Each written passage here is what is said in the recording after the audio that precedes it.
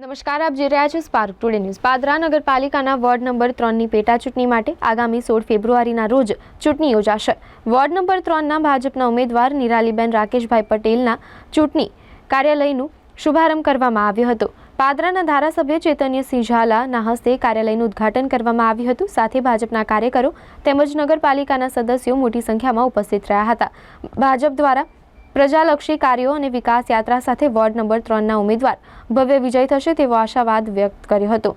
Ward number 3ના ભાજપના ઉમેદવાર નિરાલીબેન પટેલ અગાઉ પાદરા નગરપાલિકાના ઉપપ્રમુખ તરીકે પણ રહી ચૂક્યા છે, ત્યારે તેઓએ પોતાના વોર્ડમાં વિકાસના કાર્યો તેમજ પ્રજાલક્ષી કાર્યો હાથ ધરશે અને તેઓ જંગી મતોથી વિજય થશે તેવો આશાવાદ વ્યક્ત કર્યો હતો। પાદરા નગરપાલિકા વોર્ડ નંબર 3ની સામાન્ય સ્ત્રી બેઠક માટે આજરોજ ઉમેદવાર શ્રીમતી નિરાલીબેન રાકેશભાઈ પટેલના ચૂંટણી કાર્યાલયનું ઓપનિંગ કરવામાં આવ્યું છે અને ભારતીય જનતા પાર્ટીના ઉમેદવાર કાર્યકરો સાથે ઘરે ઘરે ફરીને ભારતીય જનતા પાર્ટીનો પ્રચાર કરશે।